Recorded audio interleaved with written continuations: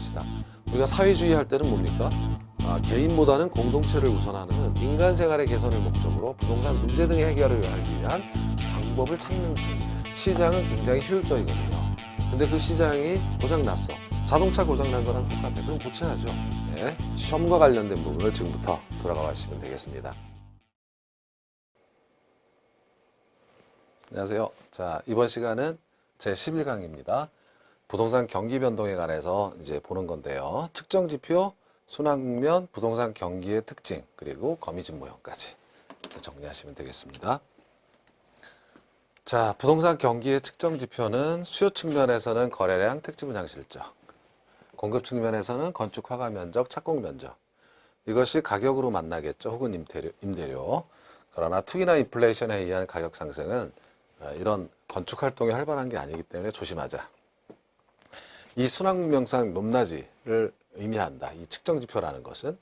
그러니까 여기 건축 허가 면적이 올라간다든지 줄어든다든지 이런 변수들을 가지고 경기 변동을 측정한다 이런 뜻이에요. 부동산 경기 변동은 지역별로 다르고 용도별로 다르고 주거용은 역순환적이고 상공업용은 동순환적이다. 일반 경기에 비해 주기가 길고 진폭이 크다. 그리고 거미집 모형에 관해서 정리를 하시면 이번 시간에 정리할 내용이십니다. 자, 부동산 경기의 측정 지표는 건축 허가 면적. 그러니까 아까 말씀드렸다시피 자, 일반 경기는 GDP를 가지고 측정했다면 이렇게 좋고 나쁨의 흐름이 순환국면이 여기서는 건축 허가 면적을 가지고 하겠다. 주로 얘를 가지고 많이 해요. 그죠? 선행지표라고 하는 것은 허가를 맞는 순간 건축 행위가 일어난 건 아니죠. 허가를 받으면 앞으로 할 것이다. 미리 보여주는 지표다. 근데 거기서 스타팅을 하게 되면 착공을 하게 되면 이제는 같이 보이죠. 동행지표다. 경기와 함께 가는 지표다. 그래서 2015년 12월까지 나라 지표 통계를 보면 12월에 좀 줄었죠. 계절 요인도 있을 거예요. 아마 이렇게 해서 건축 허가 면적의 증가 현황을 보고 경기 변동을 파악할 수 있겠다 이런 내용이에요. 자, 그리고 건설 수주액과 건설 기성액은 이제 주로 이제 토목 부분에서는 이제 이 방법으로 하게 되는데 건설 수주를 했으면 이거는 앞으로 이제 건설이 진행되겠죠. 수주를 한 자체는 이제 선행지표죠. 건축 활동이 건설 활동이 일어날 테니까. 그러면 건설 기성액은 이렇게 수주한 공사가 꽤 오래 걸리잖아요. 토목은. 그러면 이것을 얼마나 기성액 받았는가, 금액을 집행했는가 라는 걸 보면 진행 사항이 나오는 거죠. 실제 수주한 것이 이루어지지 않았는지를 확인하는 지표예요. 동행지표. 그래서 지금 보게 되면 이게 이제 건설 기성액 표인데요. 계절 조정을 했다는 말은 계절 요인에 의한 건 빼버렸다는 겁니다. 항상 규칙적으로 나타나는 게 순수 요인만 보겠다 이거죠. 그래서 건설 기성액은 큰 변동은 없죠. 없는 거고. 전체적으로 비슷비슷하네요. 2015년 12월까지. 자, 이런 것 등이 이제 측정 지표다라는 겁니다. 자, 그 다음에 부동산 거래량도 중요한 내용 중에 하나인데 부동산 거래량 하게 되면 자, 이게 거래량으로 부동산 경기의 좋고 나쁨을 따지겠다. 이 높낮이가 거래량이다 이건데 실제 거래량은 취득세에 거래를 하게 되면 매매를 하게 되면 취득세 등기 실적 이런 것으로 다 나타나니까 파악할 수 있다 이겁니다. 물론 이거 좀 늦으니까 가장 빠른 거는 공인중개사 현장에서 방문하는 사람의 수, 전화 빈도 뭐 이런 거겠죠. 예. 최근 뉴스를 보게 되면은 대출 규제 때문에 얼마 전에 대출 규제 했죠. 그래서 좀 강화를 했어요. 아파트 평균 거래량이 20% 뚝 떨어졌다. 그러면 이제 좀 안 좋아지는 그런 의미겠죠. 예, 이런 내용이 있고요. 자, 그 다음에 가격이나 거래량 됐고 가격이나 임대료가 있는데 보조지표를 활용하자. 가격이나 임대료도 측정지표이긴 하지만 투기나 인플레이션 보면은 이제 이런 뉴스가 있었어요. 2월 6일 날 제주 부동산 가격 이게 정상인가요? 하는 제목인데 분양가가 99년에 3.3제곱미터 평당 300만 원에서 최고 1000만 원에 근접했다. 전문 투기꾼들이 조직적으로 가세해 프리미엄을 끌어올리고 저금리의 재테크 선호도 올라 제주 가계대출도 급증.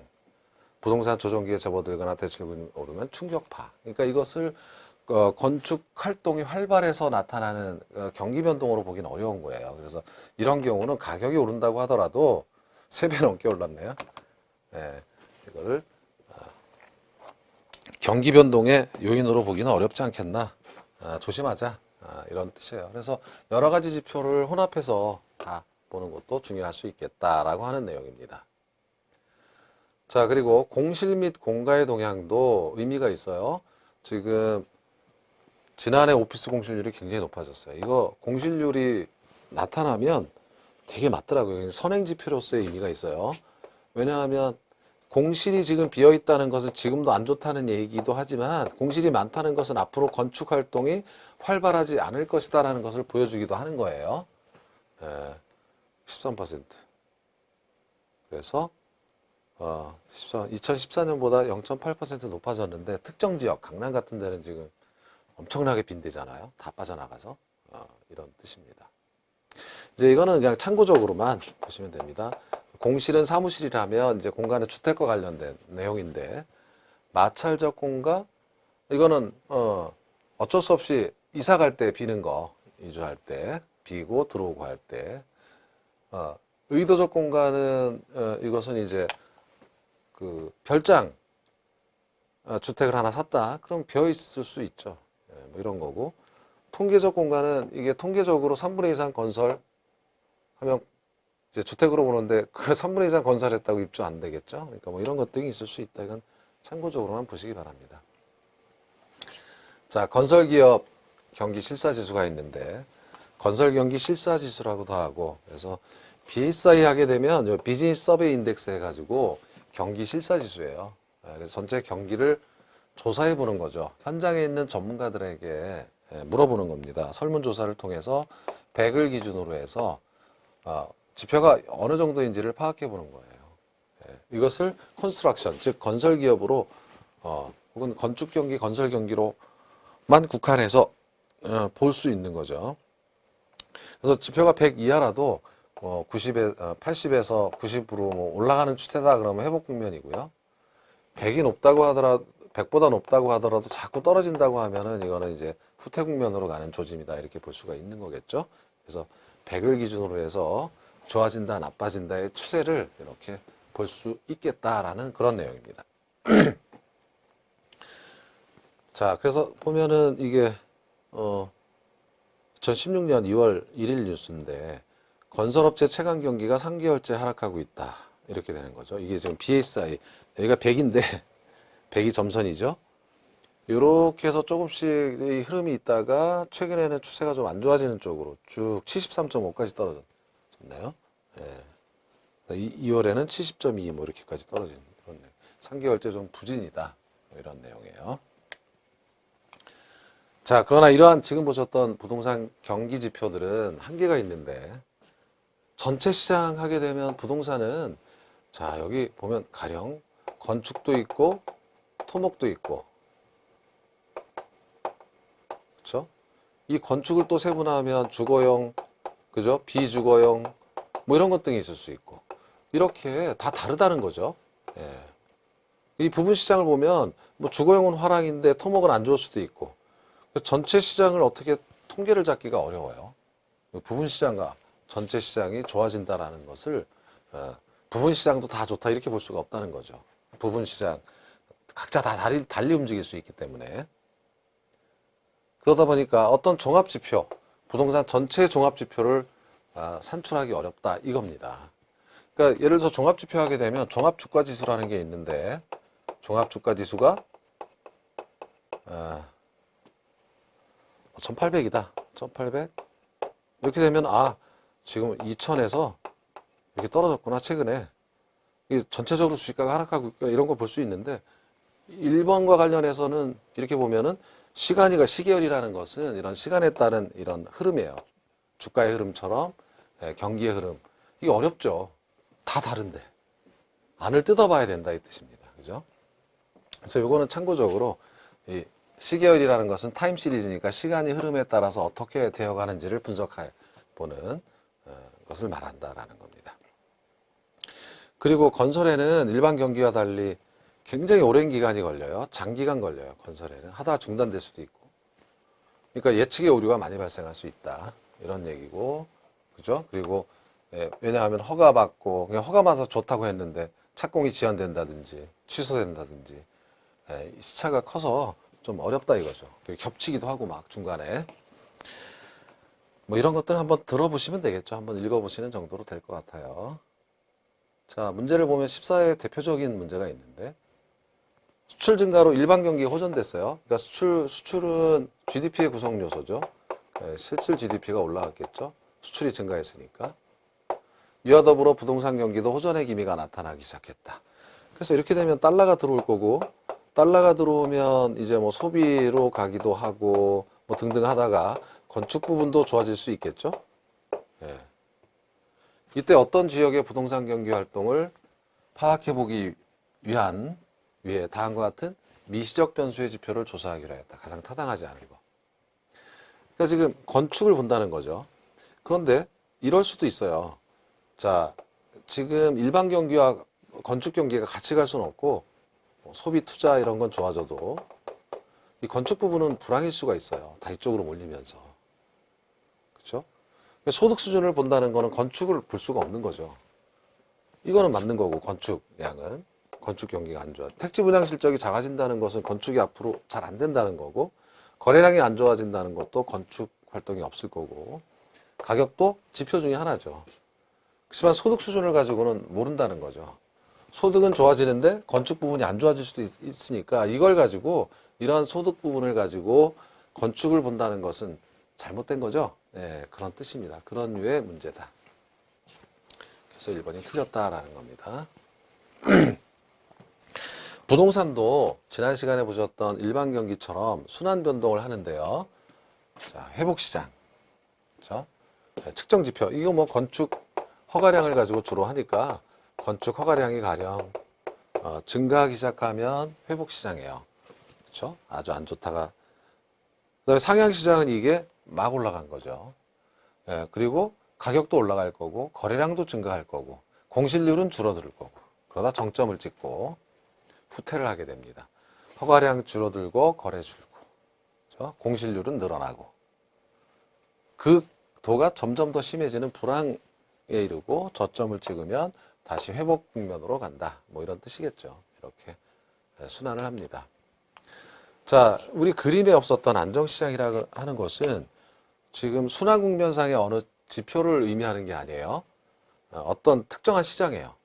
그래서 어떤 특정한 시장에서는 가령 뭐 역세권의 원룸 시장이다 이렇게 된다면 거기에서 뭐 가격을 부동산 경기 측정 지표로 본다면 가격 변동폭이 굉장히 작다. 다른 일반 부동산 경기는 막 이렇게 진폭이 큰데 그러니까 안정돼 있다는 거죠. 흰색. 예. 가벼운 상승을 하거나 안정된 시장. 불황에 강해 안 떨어져요. 호황에도 좀 약하고. 예.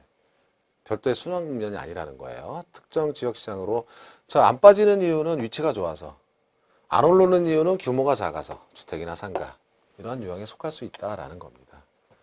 그럼 이런 시장에서는 과거 사례 가격은 이게 신뢰할 만한 수준이 되겠죠. 잘 변하지 않으니까 이 사례로 평가하면 되는 거예요. 신뢰할 수 있는 기준이 되는 거고. 결국은 이 시장은 투기적 수요가 없고 실수요자가 꾸준하게 들어오는 어떤 시장의 유형이 있다면 안정시장이라고 할 수 있겠다. 뭐 이런 내용이겠죠. 자, 그리고 이거는 가장 중요한 내용 중에 하나. 중요하다는 것은 시험에 자주 나온다. 매도자 중심 시장과 매수자 중심 시장을 구분하는 건데 이것을 구분하는 방법은요. 자, 정점을 기준으로 해서 좌측과 우측이에요. 우리가 이쪽을 확장 국면이라고 했고 오른쪽은 후퇴 하향 시장은 수축 국면이라고 했어요. 자, 여기 회복 시장이나 상향 시장은 확장 국면인데 가격이 올라가는 거죠. 그러면 자, 이 시장에서는 가격이 올라가니까 어떻겠습니까? 가격이 올라가니까 매수자는 많아요. 막 사려고 해요. 매수자는 많고 매도자는 적어요. 매도자는. 그러니까 매수자가 많은 시장에서 아무리 사려고 해도 국면이 변하질 않아요. 떨어질 수가 없다는 거죠. 그래서 매도자 중심 시장입니다. 쉽게 말하면 매도자가 주도권을 잡고 있어요. 팔아야 팔기 시작해 이렇게 변하는 거고요. 그러면 중개업 입장에서 생각해 봐도 중개 영업을 할 때 자, 누구를 올라가는 국면에서는 매도자한테 얘기를 해야 되겠죠. 아유, 좀 있으면 경기 꺾게. 지금 빨리 파셔야 됩니다. 매도자. 매수자한테 영업할 필요가 없어요. 매수자는 널려 있어요. 물건 빨리 구해서 팔게 만들어야 됩니다. 매도자 중심 시장이고요. 반면에 후퇴 시장에서는 이제 가격이 떨어질 거니까 앞으로 계속 떨어지는 누가 살까요? 안 사죠. 매수자보다 매도자는 널려 있어요. 그래서 매수자가 사줘야만 경기가 국면이 전환될 수 있어요. 매수자가. 중개 영업을 하더라도 매수자한테 이제 바닥 찍었습니다 해가지고 빨리 사게 만든 물건 굉장히 넘쳐나요. 빨리 소화시켜서 매수자 중심으로 부동산 중개 활동을 해야 합니다. 매수자 중심 시장이고. 자, 감정평가와 관련된 내용으로 이제 과거 사례 이것도 자주 나오는데 자, 감정평가는 아직 안 배웠지만 자, 가령 회복시장 직전 국면에 1억에 거래된 사례 가격이 있다 이겁니다. 이거는 과거에 거래된 거예요. 뭐 6개월 전 지금 이렇게 올라와 있는 국면이고 앞으로도 올라갈 국면이에요. 그럼 이 부동산을 현재 시점에서 평가할 때 이 가격은 1억 밑으로 평가하면 안 되겠죠. 그러니까 하한선으로 삼아서 1억 이상으로 평가해 줘야 된다. 이런 뜻이고 반대로 이제 정점을 찍고 이제 내려와서 밑으로 가는 국면에서 1억에 거래된 부동산은 앞으로는 이게 과거에 1억에 거래됐다면 지금은 이거보다 더 싸고 점점 더 떨어질 거 아닙니까? 8천만 원 뭐 이런 식으로.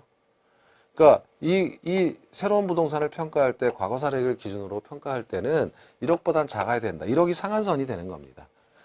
떨어지는 시장은 앞으로 떨어질 거니까 상한선 그 밑으로 평가해야 되고 올라가는 시장은 앞으로 올라갈 거니까 그 사례 가격을 하한선으로 삼아서 위에서 가격을 결정해야 되겠다. 뭐 이런 내용이 되겠습니다. 그래서 이것은 단순한 내용인데 시험에는 굉장히 자주 나옵니다. 낼 게 별로 없어요. 사실 문제 낸 사람 입장에서는 낼 게 별로 없습니다. 자, 부동산 경기 변동의 특징은 일반적인 특징은요. 부동산 경기의 정점 저점은 일반 경기의 정점 저점과 엇갈려 나타난다. 이것은 사실 이렇게 나오기도 했어요. 부동산 경기는 일반 경기에 선행하기도 하고 동행하기도 하고 후행할 수도 있다. 이런 뜻입니다. 자, 부동산 경기는 주기가 길다 했습니다. 그래서 노란색은 주기가 좀 길죠. 부동산 경기입니다. 자, 이건 일반 경기, 전체 경기라는 뜻이에요. 그래서 일반 경기가 수출이 호조가 되고 그래서 그것이 건축 부분으로 돌아와서 같이 좋아질 수도 있어요. 그렇죠? 근데 이제 정점, 저점이 다르죠. 얘는 이제 꺾이는데 얘는 안 꺾이고 계속 올라가요. 그러다가 이제 나중에 같이 꺾여요. 이렇게. 달라질 수가 있다는 거죠. 그런데 말이죠. 선행, 이제 이런 경우는 후행하는 거죠. 일반 경기가 좋아져서 돈이 도니까 건축 경기가 좋아지더라. 후행하는 경우인데 선행하는 경우도 있을 수가 있는데 선행하는 경우는 이제 이런 경우예요. 여기다 좀 더 그려보면 이렇게. 가령 일반 경기가 정점을 찍고 떨어지는데 부동산 경기가 잘 움직일 기미를 보이지 않아. 정부가 여기서 개입합니다. 정부가 개입을 해서 부동산 부양책을 쓰면 부동산 경기가 올라가고 그러면서 다시 얘가 돌아설 수 있어요. 그렇죠? 이렇게 되는 겁니다. 이런 경우에 부동산 경기가 선행하는 거죠. 그래서 정부가 경기 전체가 잘 안 올라가고 하면 이제 뭐 선거 앞두고 하면 막 부동산 경기를 부채질합니다. 부채질해서 막 올라가서 전체 경기가 좋아져서 그 경기가 좋은 것처럼 성장률이 이렇게 보이게 할 수도 있다는 거죠. 그래서 이런 뜻이고요. 자, 부동산 경기의 순환 국면도 불규칙적이고 불명확하겠죠.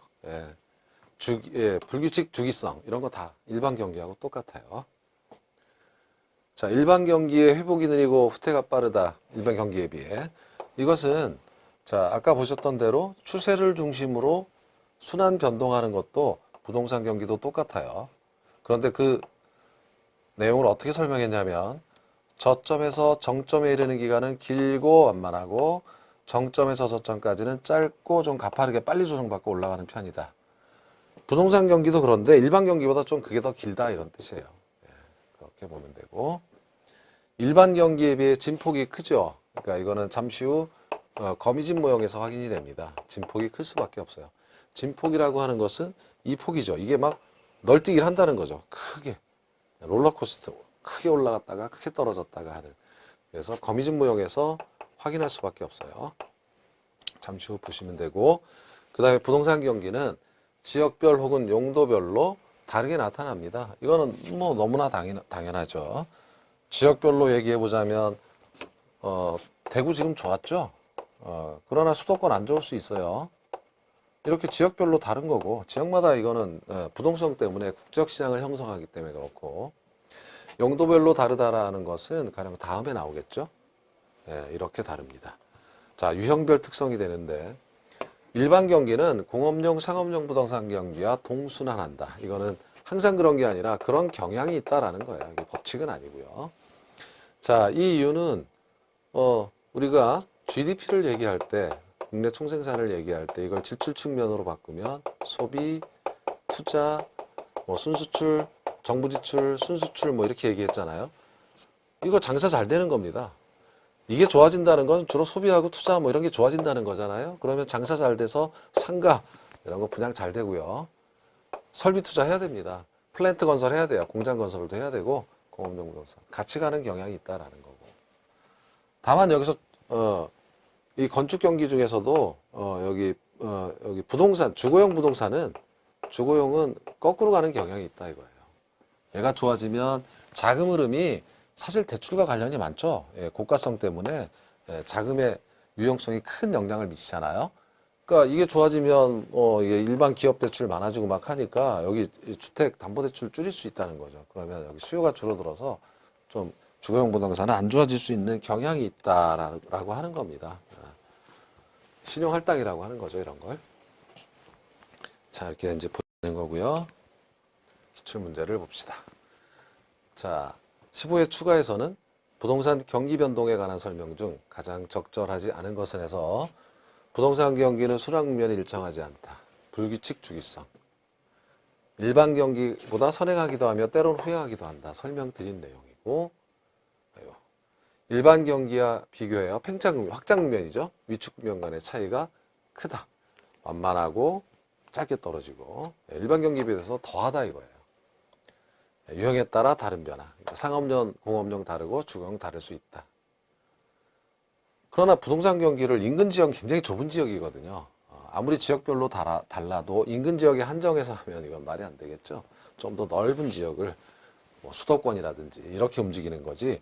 수도권에 뭐 목동, 아니면 어떤 특정 구역을 지정해서 이렇게 하는 건 옳지 않겠죠. 5번이 틀렸다.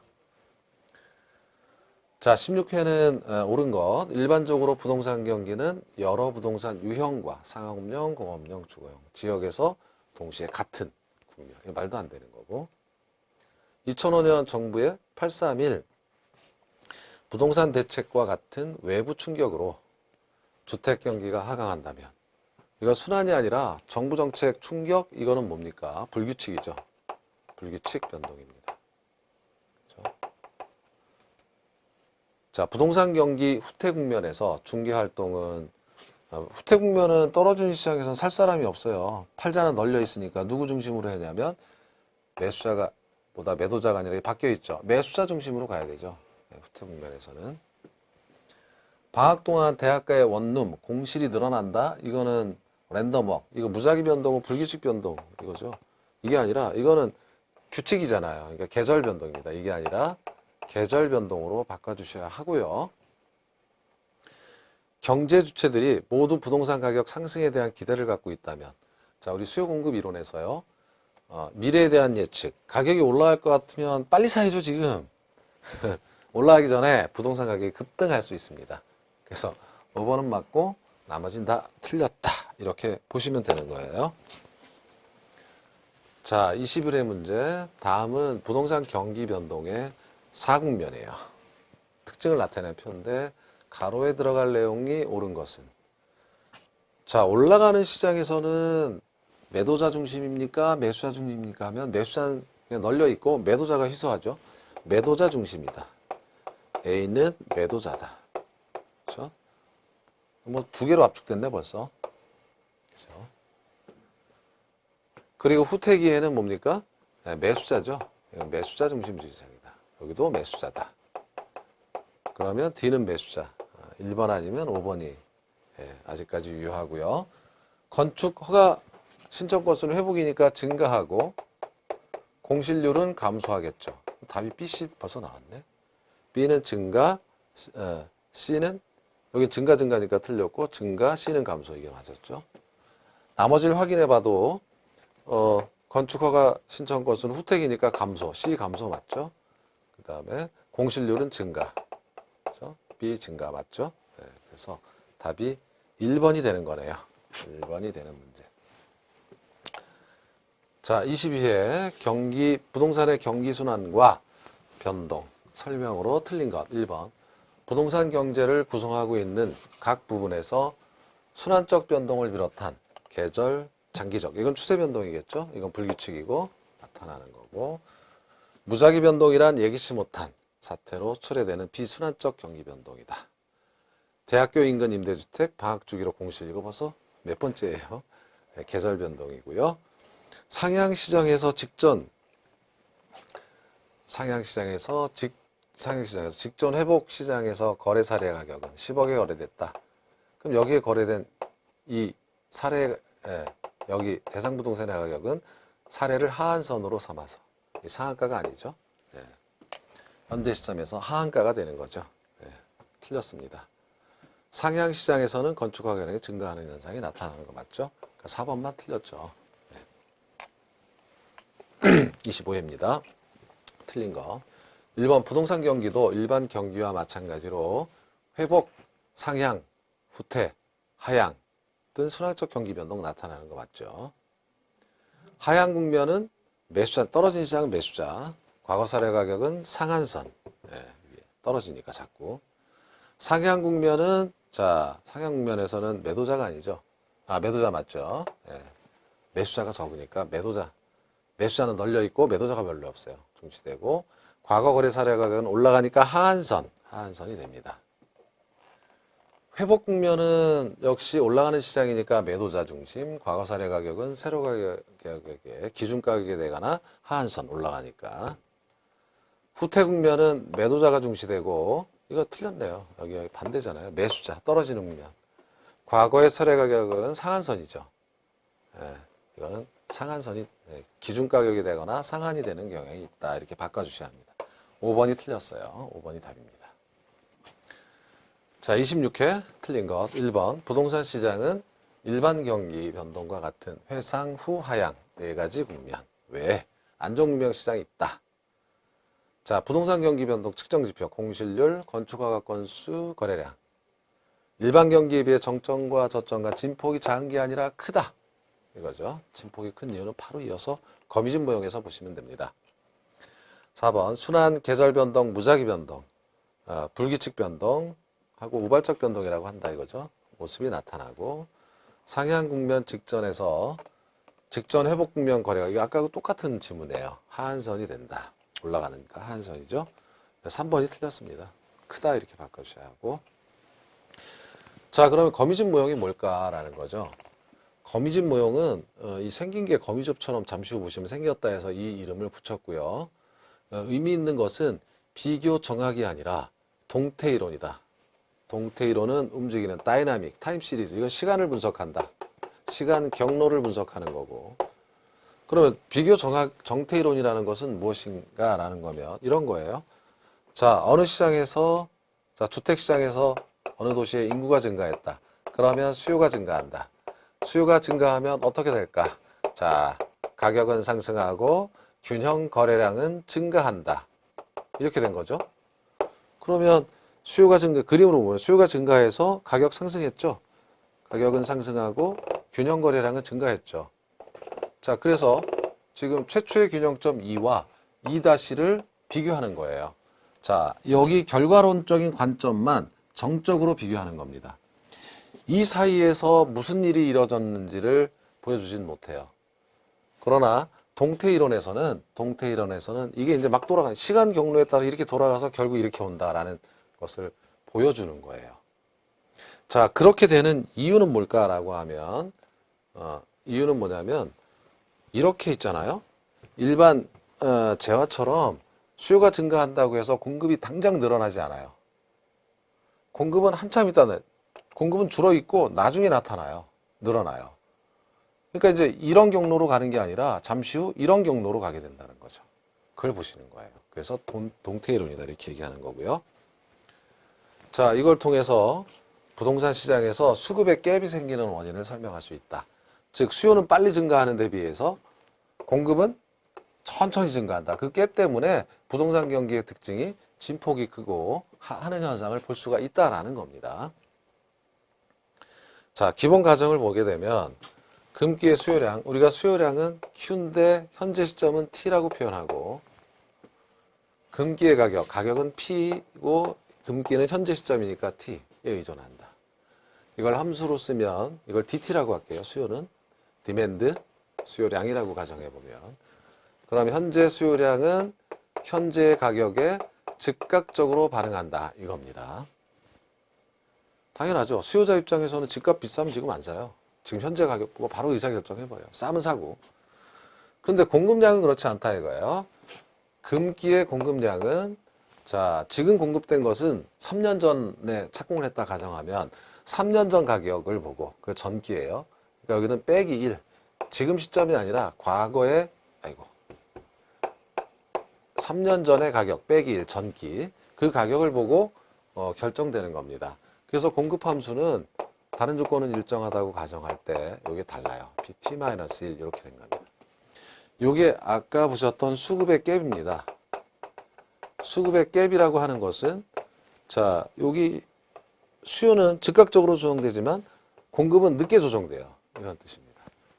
그러다 보니까 균형에 들어가는 것이 일반 재화처럼 바로바로 들어가지 않는다.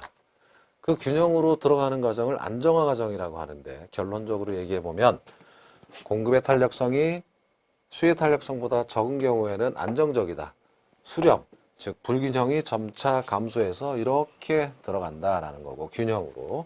거미가 있는 이 지점을 균형이라고 생각하시면 됩니다. 같으면 이종에 안정했는데 이거 진동이다. 이렇게 계속 돌기만 해요. 이렇게. 반대인 경우 공급의 탄력성이 수요의 탄력성보다 크면 불안정적이에요. 이건 뭐냐면 발산이다. 이건 뭐냐면 이렇게 밖으로 거미가 밖으로 나가버려요. 이렇게. 이런 모양입니다. 자, 이 세 가지가 시험에 자주 나오는 거예요. 그렇다면 모형을 분석해 보죠. 수렴하는 모형은 이렇게 이제 가정을 했어요. 어떤 가정을 했냐면 이게 거미가 이 균형에 있는 거고요. 이 거미라고 생각하시고 지금 거미줄처럼 막 이렇게 나와요. 이제 수요의 탄력성이 공급의 탄력성보다 크다 이거죠. 반대로 공급이 비탄력적이다 이런 겁니다. 이게 일반적인 가정이겠죠. 공급이 비탄력적인 게. 왜냐하면 가격이 변해도 공급은 잘 늘어나지 않잖아요. 오래 걸리니까 건축물을 완성할 때까지는. 근데 기울기로 따지면 반대라는 거죠. 탄력성이 크다는 것은 기울기가 작다는 거죠. 여러분 이렇게 기울기가 가령 수요곡선이 완만하면 가파른 것보다 탄력적이잖아요. 가파를수록 비탄력적이고. 그래서 기울기의 절대값이겠지만 정확히 마이너스는 안 쓰니까 이 수요곡선의 기울기가 공급곡선의 기울기보다 작다. 그러니까 기울기가 작을수록 탄력적이고 클수록 비탄력적이다. 얘하고는 같은 얘기라는 거예요. 우리 시험에서는 이렇게 물어보기도 하고 이렇게 물어보기도 하고 급기야는 수식까지 물어보기 시작해요. 아주 돌아가면서 괴롭혀요. 자, 이런 경우 수렴하는 경우 가정을 보면 이제 주택 시장이라고 가정하고 뭐 건축물 시장, 오피스 빌딩 시장이라고 가정하고 오피스 빌딩 시장에서 수요와 공급에 의해서 균형이 이렇게 있어요. 근데 갑자기 경기가 좋아져서 충격이 가지했어요. 그 충격은 수요가 증가했습니다. 사무실 수요가 급증했어요. 그럼 일반 재화라면 바로 공급 늘어나가지고 균형 바로 가요. 비교정학. 그런데 부동산은 단기적으로 공급이 증가할 수 없어서 공급이 고정되어 있습니다. 공급이 이만큼인데 수요가 여기니까 여기서 만나요. 첫 번째 기에 가격만 급등해요. 아무것도 안 늘어나요. 이렇게 되는 겁니다. 그런데 가격이 급등했으면 이 가격을 보고 이젠 공급자가 건물을 짓기 시작합니다. 그래서 가령 3년 후에 건물이 왕창 나와요. 두 번째 기. 여기 뭐 1년이고 여기 3년이든 4년이든 이게 하나의 기간이에요. 이렇게. 근데 물량이 많이 나왔는데 문제는 뭡니까? 예, 수요는 이미 줄어 있죠. 수요는 즉각적으로 조정이 되니까 가격을 보고 확 줄어버렸어요. 그래서 여기서는 초과 공급이 나타납니다. 그럼 이거 건물 어떻게 해? 건물 부셔버려. 이렇게 공급이 줄 수가 없어요. 그냥 공급량은 그대로인 상태에서 가격만 확 떨어지죠. 가격이 떨어지면 떨어진 가격을 보고 수요는 즉각적으로 조정이 되니까 수요는 이렇게 늘어납니다. 그렇죠? 이만큼의 초과 수요가 발생해요. 그러니까 어떻게 되는 거냐면 가격 급등해서 공급이 다음 기회에 늘어났어요. 늘어났고 보니까 수요가 확 줄었네. 그러니까 가격이 뚝 떨어지는 겁니다. 수요가 사줄 수 있는 데까지. 가격이 떨어지니까 공급이 확 줄어요. 몇 년 후에. 새로 안 지어요, 그냥. 그러니까 초과 수요가 되는 거고. 그럼 초과 수요가 되면 다시 초과 수요가 되면 가격이 또 상승하겠죠. 바로. 초과 수요가 된다고 해서 공급량이 바로 늘어나지 않잖아요. 이렇게 같은 방법으로 계속 이렇게 이제 이루어지는 거죠. 그러다 보면 거미가 가운데 들어가 있어요. 돌다가 들어가 있어요. 그래서 수렴한다. 안정적 균형이다. 이렇게 되는 겁니다. 그래서 공급이 비탄력적일 때 이런 현상이 나타나고. 자, 반면에 기하학적으로 탄력성이 같다면 말이죠. 이게 기하학적으로 수요 증가해서 이렇게 가서 초과 공급, 가격 하락. 다시 원점으로 돌아와. 초과 수요, 가격 상승. 이렇게. 거미가 여기만 돌아요. 네. 같을 땐 이렇게 된다. 그런데 반대의 경우 있죠. 이제는 공급의 탄력성이 큰 경우. 공급이 좀, 이게 벗어났네, 이게. 네. 완만한 경우인데, 이렇게 된 경우에는 점 위에 이렇게 벗어났어요. 네. 여러분, 이게 초과 수요, 가격 급등, 공급이 막 늘어났어요. 초과 공급이 나오죠. 가격 급락이에요. 근데 공급이 이 공급 곡선이 여기까지 줄죠. 줄면 다시 가격이 급등해요. 이런 식으로 가다 보면 거미 집다가 밖으로 떨어져 주고 이렇게 발산해 버리는 거예요. 이렇게. 이러한 세 가지 현상 중에 사실 부동산 시장은 이런 현상이 가장 많겠죠. 자, 이런 현상. 즉, 이거죠. 이게 뭐냐면, 자, 부동산 시장은 수요는 즉각적으로 변하니까 탄력적이지만, 공급은 비탄력적이죠. 한참 후에 생산량이 늘어나니까. 그래서 안정적 수렴하는 경우가 일반적이겠죠. 이렇게. 이걸 통해서 부동산 경기는 이렇게 진폭이 크다는 걸 알 수가 있어요. 좀 과장해서 제가 그러면. 그리고 가격을 부동산 경기의 측정 지표라고 가정해 보면 초과 수요에 의한 가격 급등,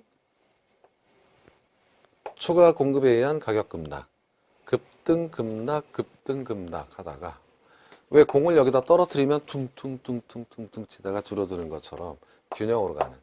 그 진폭이 클 수밖에 없죠. 이렇게 초과 수요와 초과 공급에 의한 가격 급등락을 하기 때문에 부동산 경기는 일반 경기에 비해서 진폭이 크다 이렇게 나오는 거고요. 주기가 긴 이유는 수명이 길기 때문에 주기가 길 수 있고 뭐 그런 거겠죠. 이렇게 해서 정리를 해봤습니다. 자, 의미는 뭐냐면 경기 변동의 원인이 초과 수요 시에는 계속적인 가격 상승이고 이젠 사무실 부족하고 초과 공급 시에는 이제 다 공실이 나고 침체 국면이 지속되더라. 공실 공과율이 계속 없다거나 높은 수준의 지속적인 유지, 공실 공과가 너무 많다. 뭐 이런 상태가 지속된다. 부동산 경기가 이렇다. 거미집 모형으로 설명할 수 있다. 자, 부동산 시장에서 균형 가격 성립이 어렵죠. 계속 빙빙빙 도르니까 오래 걸려요. 감정평가가 필요하다. 그래서. 자, 한계는 아까 기본적인 가정이 자, 현재 공급량은 공급자가 과거의 가격을 보고 가격이 올랐으니까 공급량을 왕창 3년 후에 늘렸다 이런 가정을 했는데 지금 올랐어도 나중에 이제 물량 왕창 나와가지고 이거 뭐 가격 확 떨어질 거야. 미분양일 때. 그러면 공급 나 안 할 거야 라고 예상을 한다면 아까 같은 현상이 나타나지 않아요. 아까 같은 이런 가정은 공급자 가격에 대한 기대가 실패됨을 공급자가 바보라고 가정한 거죠. 합리적 판단이 있으면 이거 이론이 성립되진 않아요. 그런 문제점이 있다. 그리고 초과 공급, 초과 수요가 있다고 하더라도 대체할 수 있어요. 초과 수요일 때 그러니까 공급이 부족하죠. 그럼 대체제 확 넣어가지고 뭐 주택을 상가가 초과 수요일 때 주택을 상가로 바꾼다든지 뭐 이럴 수도 있으니까 좀 이 논리는 과장되지 않았나 뭐 이렇게 이제 얘기해 보는 거고. 그리고 초과 수요, 초과 공급이 막 지속되는 건 주거용은 좀 그렇지 않죠. 예, 이거는 대규모로 임대 공간을 창출하는 상업용이나 공업용 부동산에서는 좀 강하게 나타나지만 주거용 부동산은 좀 덜하지 않겠느냐. 뭐 이런 정도의 내용들이 여러분 특징 한계다. 뭐 이런 겁니다. 자, 여기에 관한 문제가 꽤 있는데요. 19의 문제를 보면 거미집 이론에 관한 설명 좀 옳은 것. 가격에 대한 수요의 탄력성이 공급의 탄력성보다 클 경우 자, 이렇게 되는 거죠. 그럼 수렴이죠. 가해지면 새로운 균형으로 1번부터 맞았어요. 같을 경우에는 이탈 발산이 아니라 이거는 진동이죠. 비교 정학이 아니죠. 동태 분석입니다. 가격이 변해도 수요량은 일정 기간 후에 변한다. 이것은 공급량으로 바꿔야죠. 공급량은 일정 기간 후에. 가격이 변하면 공급량은 즉각 변하는 게 아니라 수요량이 즉각 변하고 공급량은 일정 기간 후에. 그래서 1번만 맞았어요. 20일에. 자, 다음에 제시된 조건 하에서 수요가 증가한다면 거미집 이론에 의한 A, B 부동산 모형의 형태는 뭐냐? 자, 탄력성이 수요의 탄력성보다 공급의 가격 탄력성이 적으면 이건 당연히 이거는 수렴이죠. 그리고 요거는 B 부동산은 공급이 더 커요. 그럼 이건 발산이죠. 그러니까 A는 수렴, B는 발산. 1번이 답이 되는 거죠. 자, 또 나왔는데 이번엔 기울기하고 두 가지를 물어본 좀 변형된 형태. 자, 이게 수렴형이 되기 위해서는 이렇게 돼야죠. 공급의 가격 탄력성이 적어야 돼요. 기울기는 반대였죠? 네, 이렇게 되는 겁니다. 그러면 이게 뭐 어지럽네.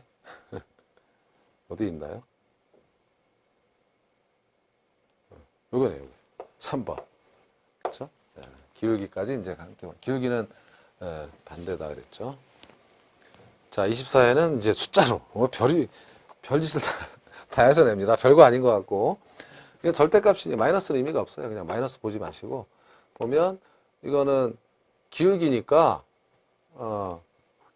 자, 문제는 다 같은 거예요. 기울기니까 기울기가 지금 공급이 크죠. 기울기가 크다는 것은 얘가 비탄력적이라는 거예요. 공급이 비탄력적. 이거는 같죠? 이건 절대값이 같으니까 이거는 이건 수렴이죠. 순환이죠. 순환. 진동이에요. 순환형. 얘는 공급이 비탄력적이니까 수렴이죠. 답은 수렴 순환형 1번이 됩니다. 수렴형 순환형 이렇게. 자, 25회 때는 이제 아예 수식을 내버렸다 이거죠. 짜증나죠. 문제는 같아요. 자, 수렴이냐 발산이냐. 그러면 지금 A 부동산에서는 이렇게 이제 수요 함수, 공급 함수가 주어져 있으니까 이걸 이렇게 QD로 정리해 보죠. QD는 넘어갔으니까 500-2P다. 이걸 QS로 정리해 보면 QS는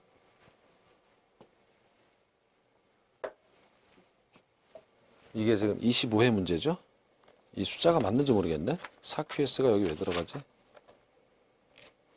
교재.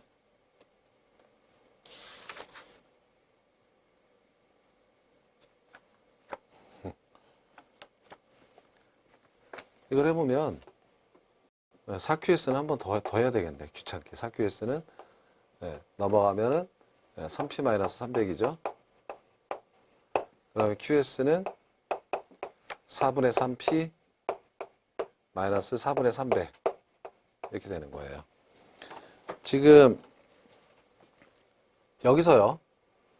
요거하고 요거를 보는 건데 이 숫자는 볼 필요가 없고 요것만 보면 돼요. 2배. 요게 탄력성이라고 생각하시면 돼요. 요게 탄력성이다. 가격이 변할 때 4분의 3배, 가격이 변할 때 2배 이렇게 되잖아요. 그러면 공급이 비탄력적인 거잖아요, 이게. 이게 절대값으로 수요의 탄력성이 2고 공급의 탄력성이 4분의 3이다. 이렇게 보시면 됩니다. 이게 미분이에요, 사실은.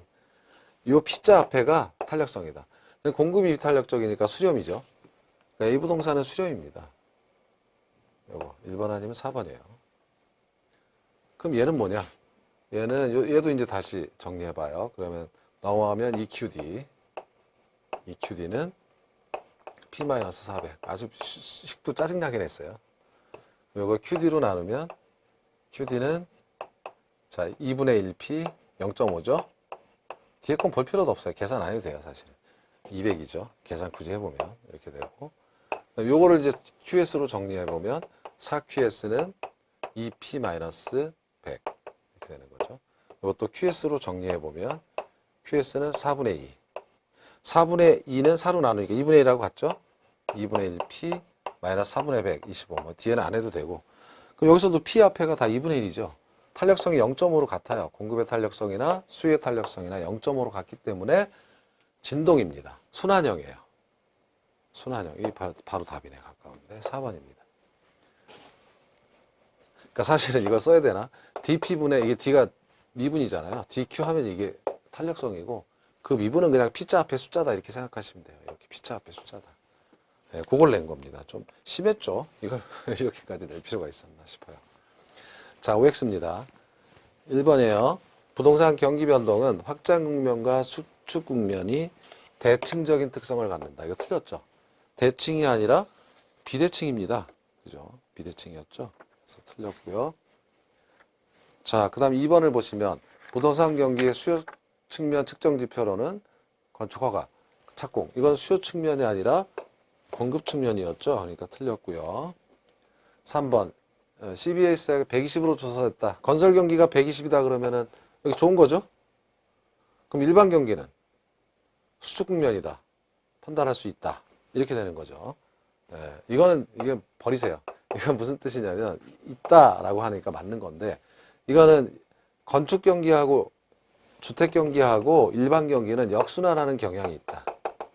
그러니까 120이니까 좋으니까 일반 경기는 안 좋을 수도 있다. 역순환하는 경향. 뭐 이걸 물어본 건데 너무 심했던 것 같아요. 그렇죠? 그러니까 그냥 그런 의미로 한번 내봤다 이렇게 보시면 되겠고요. 4번 회복 시장에서는 거래가 활기 조짐을 보이고 공실률이 줄어들며 건축 허가는 증가 추세에 있다. 이거는 맞는 거고요. 자, 5번 정부의 주택 수요 억제 정책에 의해 주택 경기가 급격히 변한다. 이거는 개설 변동이 아니라 불규칙. 6번 특정 시점에서 건축 허가 면적은 용도별로 다르죠. 용도별로 다르다. 이거 핵심이죠. 네, 틀렸습니다. 7번 부동산 시장은 후퇴 시장에서 자 떨어진 시장에서는 매도자가 가격 담합하는 겁니까? 7번 틀렸죠. 매도자 가격 담합하면 뭐해? 매수자가 안 사는데 비싸서. 떨어질 텐데. 틀렸습니다. 자, 일반 경기가 호황이면 주택대출도 증가되는 것이 아니라 역순환, 제조업, 기업 이런 데 가기 때문에 주택대출 민간에 안 해주는 것이 일반적이라 호황이 아닐 가능성이 더 높아요. 자, 9번. 일반 경기와 부동산 경기는 정점과 저점이 엇갈려 나타나서 이거는 이제 순환 변동이 다르다. 아까 이 그림도 보셨어요. 자, 10번 부동산 경기는 일반 경기에 비해 진폭이 크고 주기도 긴 편이다 해서 맞습니다. 자, 여기까지였어요. 그래서 이제 이번 시간까지 해서 2편이 마무리됐습니다. 그래서 이번 시간에는 부동산 경기 변동에 관해서 측정 지표, 순환 국면, 특징, 거미줄 모형까지 했죠. 자, 다음 시간에 3편으로 들어가서 3편은 5개의 강으로 구성되어 있어요. 특히 입지론 부분이 좀 많이 나오니까. 그래서 1장은 부동산 시장인데 여기서 개념 및 기능, 부동산 시장의 특성, 그리고 주택 시장에 관해서 뭐 여가 과정이라든지 장단기 균형 이런 것 등을 살펴보도록 하겠습니다. 자, 고생 많으셨습니다. 고맙습니다.